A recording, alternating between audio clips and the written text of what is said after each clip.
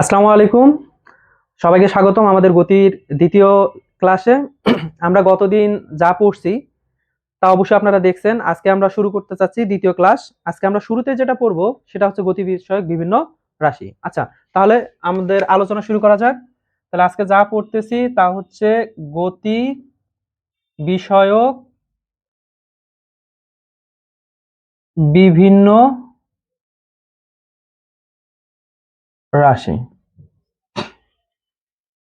আমরা প্রথমে যেটা পড়বো সেটা হচ্ছে সরল রৈখিক গতি। সরল রৈখিক গতি। তাহলে সরল রৈখিক গতিটা কাকে বলে? কোন বস্তুর গতি যদি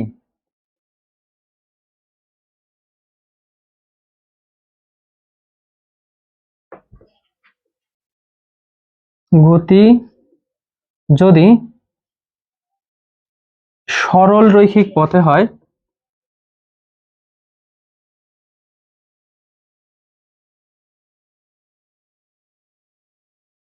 তাহলে তার গতিকে সরল রৈখিক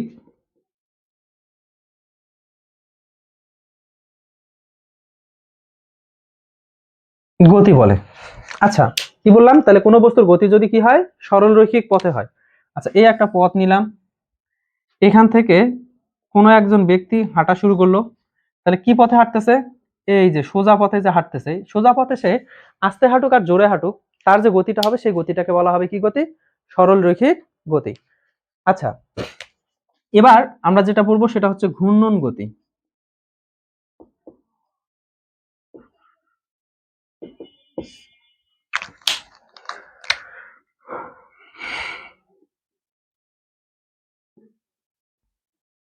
কোনো একটি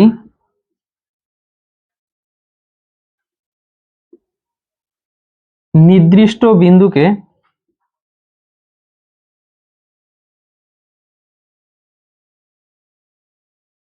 কেন্দ্র করে সমদূরত্ব বজায় রেখে কোনো বস্তু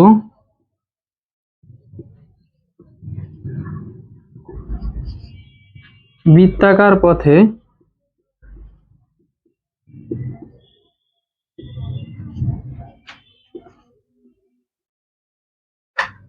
ঘুরলে তাকে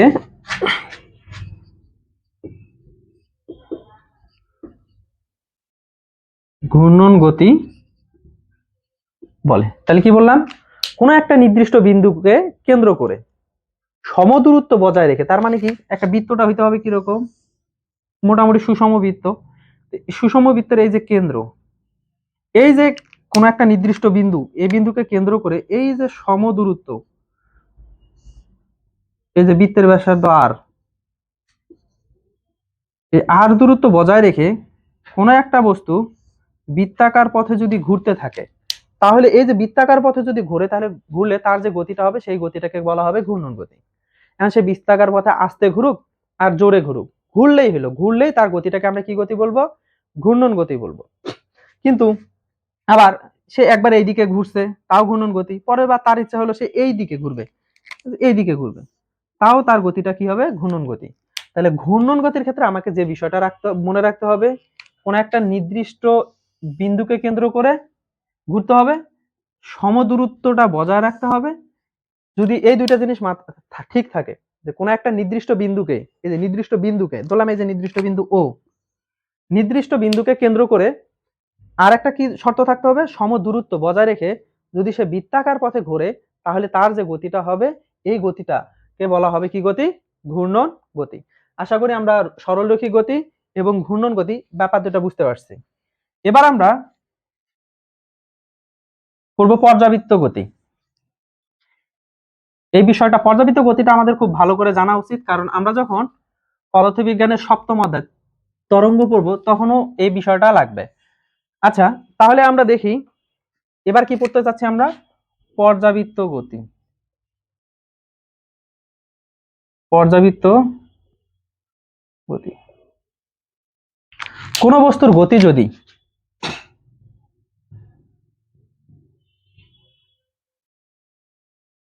কোনো বস্তুর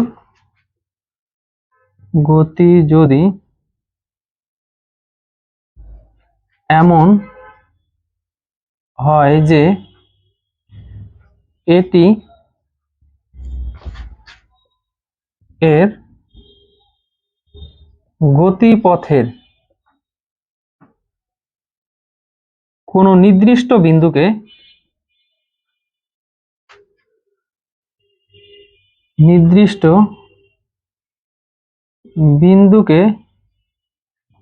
নির্দিষ্ট সময় পর পর নির্দিষ্ট সময় পর পর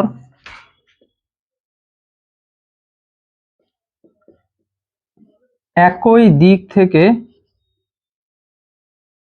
অতিক্রম করে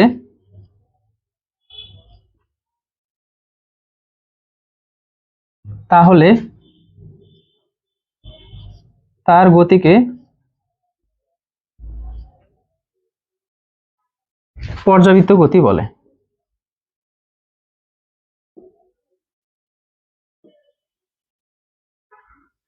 তাহলে আমরা একটু খেয়াল করি পর্যাবৃত্ত গতির ক্ষেত্রে আমাদের কি কি লাগতেছে। কোন বস্তুর গতি যদি এমন হয় যে এটি এর গতিপথের কোনো নির্দিষ্ট বিন্দুকে নির্দিষ্ট সময় পর পর একই দিক থেকে অতিক্রম করে, তাহলে কোনো একটা নির্দিষ্ট বিন্দু লাগবে, আবার ওই বিন্দুটাকে অতিক্রম যে করবে কি করবে, একটা নির্দিষ্ট সময় পর পর কোন দিক থেকে, একই দিক থেকে অতিক্রম করবে। আচ্ছা আমরা একটা উদাহরণে আসি। এই যে একটা ঘড়ির কাঁটার কথা ভাবি, ধরলাম এটা ঘড়ির কাঁটা সেকেন্ডের কাঁটা, ঘড়ির সেকেন্ডের কাঁটা। এখন এখানে 12টা বাজে, আমি এখন এখান থেকে হিসাব করা শুরু করলাম। তাহলে এই যে এখন যে চলা শুরু করলো, কোন দিকে শুরু করলো, প্রথমে সে চলা শুরু করলো এই পথে, সে এক পাক ঘুরে আবার 12টায় আসতে তার কত সময় লাগবে, সেকেন্ডের কাঁটা 60 সেকেন্ড সময় লাগবে। কত সেকেন্ড সময় লাগবে, 60 সেকেন্ড। আচ্ছা এই 60 সেকেন্ড সময় পর সে কি এবার উল্টা পাশে চলা শুরু করবে, অবশ্যই না, আবার এই দিক চলা শুরু করবে। তাহলে আমাদের প্রথম চলা শুরু করছিল কোন দিকে, এই দিকে, এই যে প্রথমে চলা শুরু করছিল এই দিকে, 60 সেকেন্ড পর সে আবার কোন দিকে চলা শুরু করলো, এই দিকে, এরপরে 60 সেকেন্ড পর ওই একই দিকে।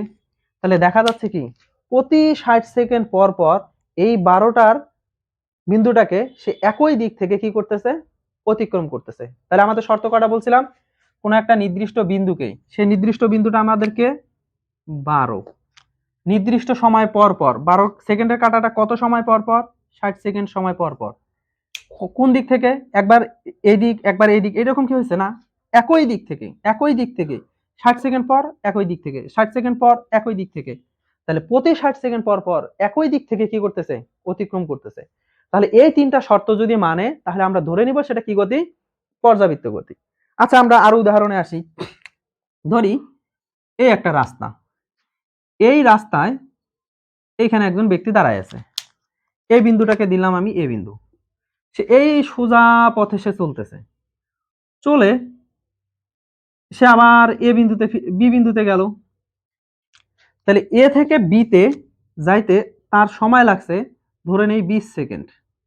কত সেকেন্ড সময় লাগছে, এ থেকে বি তে যেতে 20 সেকেন্ড সময় লাগছে।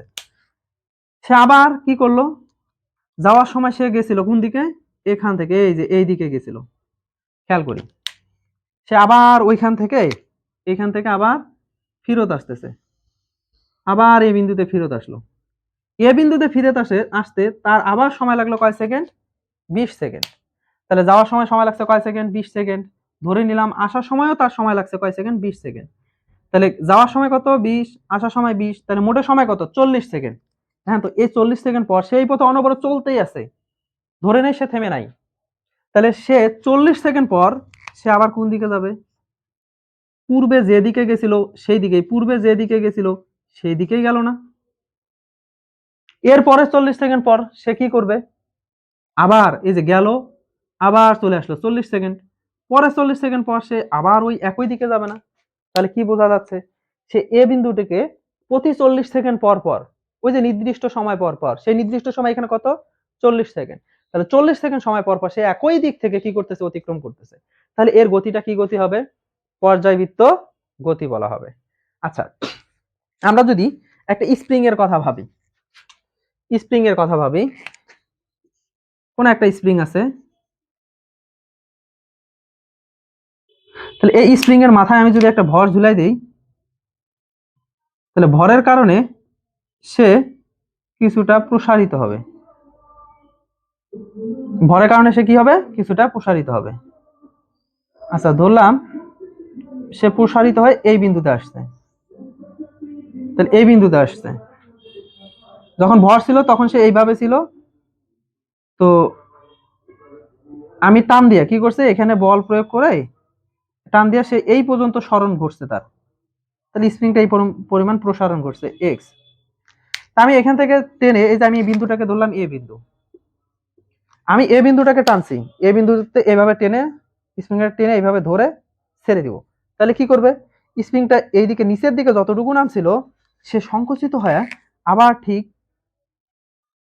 দেখা যাবে যে এইখান থেকে ওই পরিমাণ উচ্চতায় উঠে গেছে, একটু কম বেশি মনে হচ্ছে, এই যে ওই পরিমাণ উচ্চতায় উঠে গেছে। তাহলে সে কোথায় গেল, বিতে গেল। তাহলে নিচের দিকে, আচ্ছা আমরা যদি একটু ঠিকঠাক করি, দেখা যাচ্ছে, আচ্ছা নিচের দিকে সে যতটুকু নামছে উপরের দিকেও সে ততটুকু উঠবে। তাহলে আমি হিসাব করব এ থেকে, আমি টেনে কত কোথায় আনছি, এ বিন্দুতে আনছি, যখন এ বিন্দুতে আনছি টেনে যখন এটাকে ছেড়ে দিছি, তখন সে এ থেকে কোথায় গেছে, এ থেকে এই যে বি পর্যন্ত ওঠার সময় উপরের দিকে বি পর্যন্ত গেছে। আচ্ছা ধরলাম এ থেকে বিতে যাইতে তার সময় লাগে 2 সেকেন্ড, সে কি করবে, আবার বি থেকে যখন এতে আসলো তখনও তার সময় লাগলো 2 সেকেন্ড। তাহলে এ থেকে বিতে যায় আবার বি থেকে এতে আসতে তার মোটে সময় লাগলো কয় সেকেন্ড, 4 সেকেন্ড।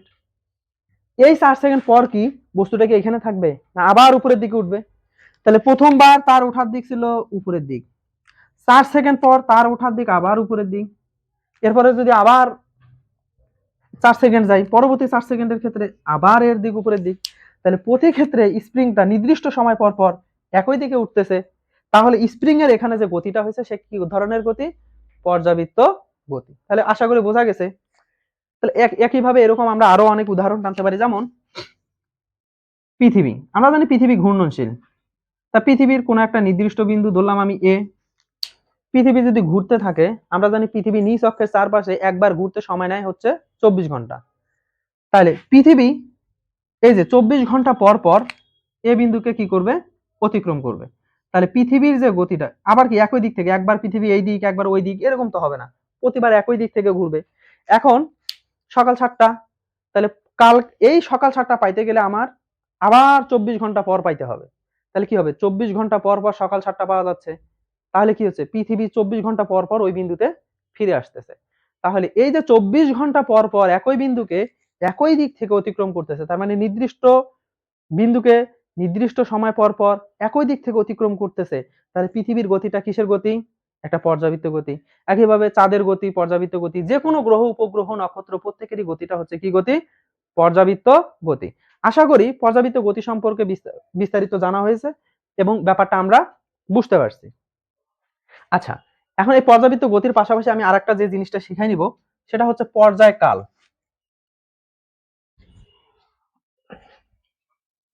আমরা পর্যায়কাল বিষয়টা দেখি একটু।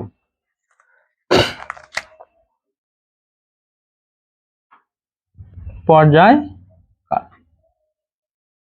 আচ্ছা পর্যায়কালটা কি, এই যে পর্যাবৃত্ত গতি সম্পন্ন কোনো একটা কণা এই যে যে বিন্দু থেকে যাত্রা শুরু করলো আবার ওই বিন্দুতে ফিরে আসতে যে সময়টা লাগে তাকে তার কি বলা হয়, পর্যায়কাল বলা হয়। তাহলে কি বলতে পারি, আমরা লিখি, তাহলে পর্যাবৃত্ত গতি সম্পূর্ণ, পর্যাবৃত্ত বৃত্ত গতি সম্পন্ন কণা যে বিন্দু থেকে যাত্রা শুরু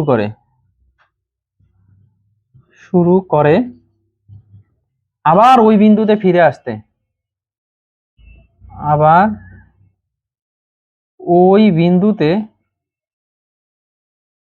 ফিরে আসতে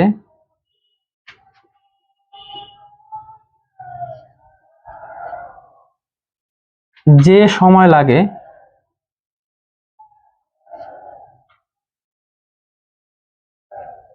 তাকে তার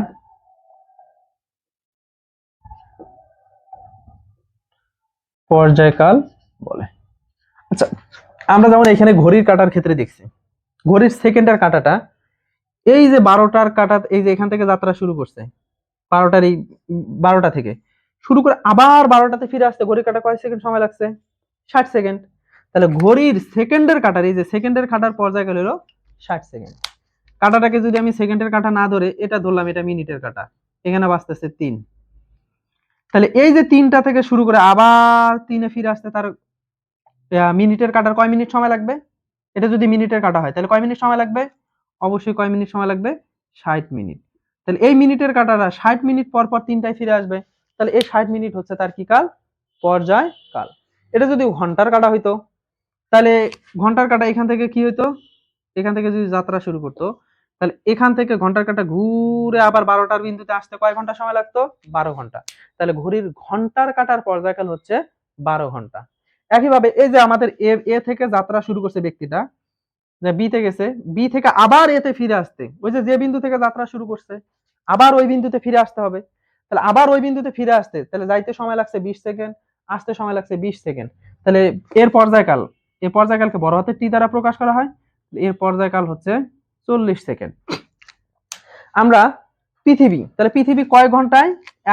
24 ঘন্টায়। তাহলে 24 আওয়ার। তাহলে পৃথিবীর পর্যায়কাল হচ্ছে 24 ঘন্টা। 24 ঘন্টা পর পর সে আবার ওই একই বিন্দুতে ফিরে আসতেছে। আচ্ছা, আবার আমরা এটার ক্ষেত্রে যদি বিবেচনা করি তাহলে দেখি এ বিন্দু থেকে যাত্রা শুরু করে সে উঠলো কয় সেকেন্ডে? 2 সেকেন্ডে। আবার বি থেকে আবার এতে নামতে আবার লাগছে 2 সেকেন্ড। তাহলে কয় সেকেন্ড পর পর সে আবার পূর্বের বিন্দুতে ফিরে আসলো? 4 সেকেন্ড পর পর। তাহলে এই 4 সেকেন্ড হচ্ছে তার কি কাল? পর্যায় কাল। আমরা আশা করি পর্যায় কাল এবং পর্যাবৃত্ত গতি ব্যাপার দুটো আমরা খুব সুন্দর করে বুঝতে পারছি। আমরা যদি পর্যাবৃত্ত গতি খুব ভালো করে বুঝতে পারি তাহলে আমরা এবার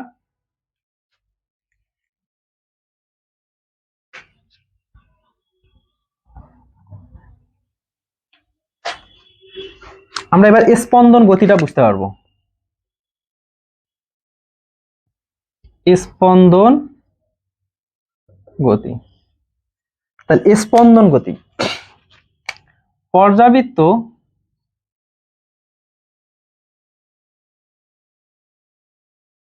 গতি সম্পন্ন কোন কণা পর্যায়কালের অর্ধেক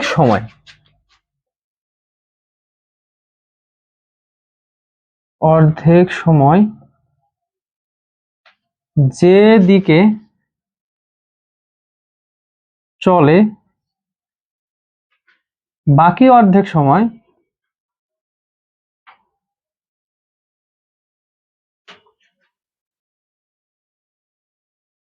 যদি তার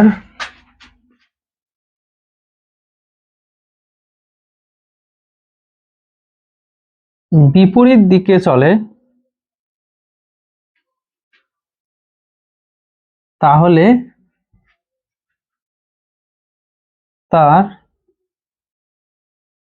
গতিকে স্পন্দন গতি বলে। তাহলে কি হইতে গেল?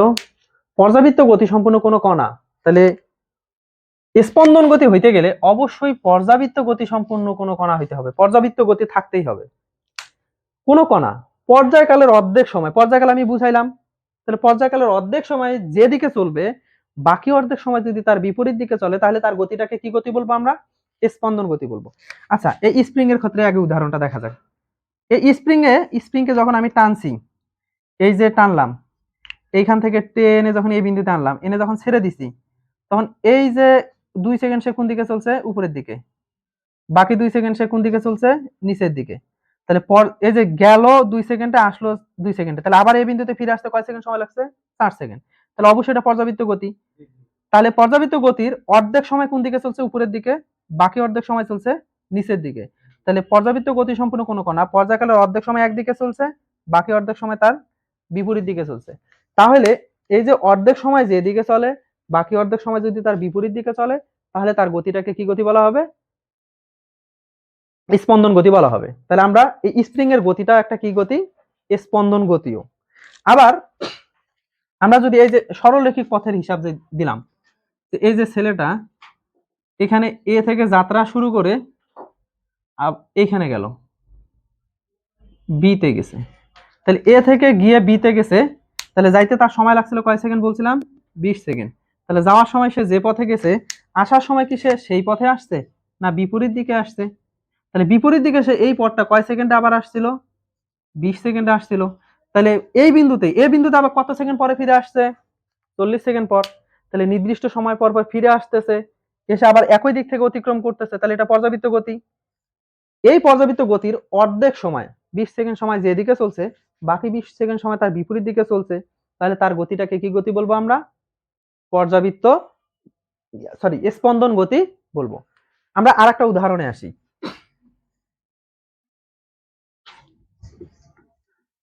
আমরা যদি সরল দোলকের কথা ভাবি, সরল দোলক,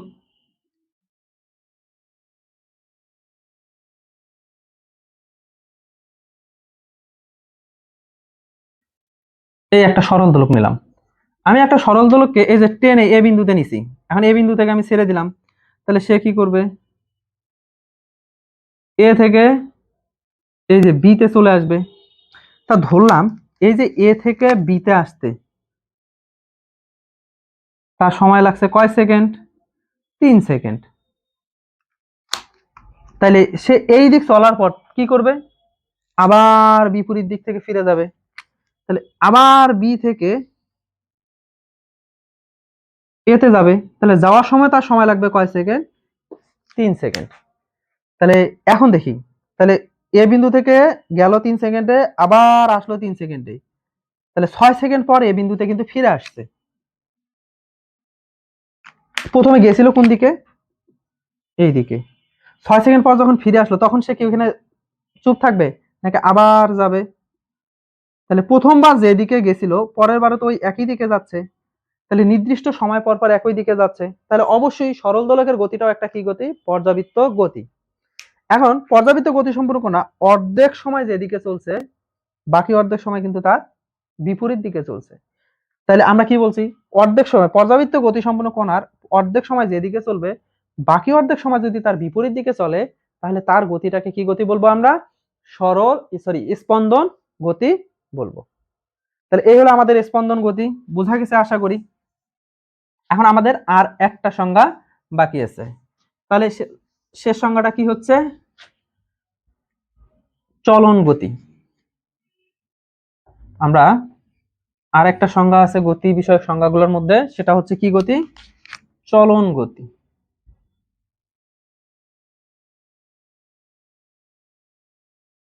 তাহলে কোন বস্তু কণার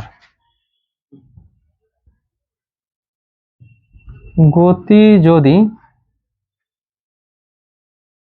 এমন হয় যে এর সকল কণা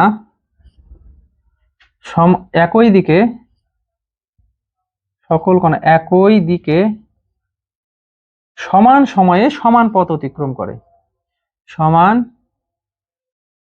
সময়ে সমান পথ অতিক্রম করে তাহলে তার গতিকে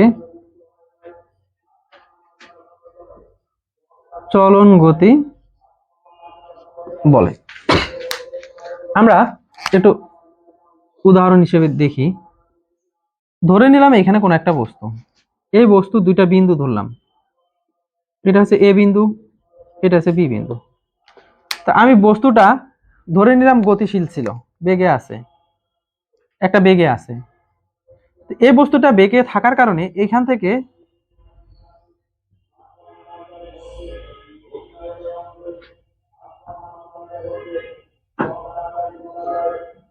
এইখানে চলে আসলো। তাহলে দেখি তো, এ কোণাটা এইখান থেকে এতটুকু দূরত্ব সরে গেছে, বি কোণাটা সেই একই সময়ে দেখেন তো, এই যে x1 ধরলাম, এটা একটা দূরত্ব, এটা হলো x2, এই দূরত্বটা। তাহলে এই কোণাটা এইখান থেকে এইখানে যে দূরত্ব অতিক্রম করছে, বি কোণাটা ওই একই সময়ে প্রায় একই পরিমাণ দূরত্ব অতিক্রম করছে। একই দিকে করছে না ভিন্ন দিকে করছে? একই দিকে করছে। তাহলে সমান সময়ে সমান পথ যদি অতিক্রম করে একই দিক থেকে, তাহলে তার গতিটাকে কি গতি বলা হয়? চলন গতি। আমরা যদি কখনো এক ঝাঁক পাখি উঠতেছে, এই পাখির ওরা পর্যবেক্ষণ করি, তাহলে দেখবো পাখিগুলো এক সারে, যে সামনে আছে সে সামনে যে বেগে চলতেছে, পিছনের পাখিটা ঠিক ওই সময় একই দূরত্ব অতিক্রম করতেছে। তাহলে এক ঝাঁক পাখি যখন একসাথে উড়ে, তখন তার মধ্যে যে গতিটা লক্ষ্য করা যায়, সেই গতিটাই হচ্ছে চলন গতি। তাহলে আমাদের এই হচ্ছে গতি বিষয়ক রাশি। আশা করি আমাদের গতি বিষয়ক রাশি যা আছে সব আপনারা সুন্দর করে বুঝতে পারছেন। ধন্যবাদ, আবারও দেখা হবে আগামী ক্লাসে।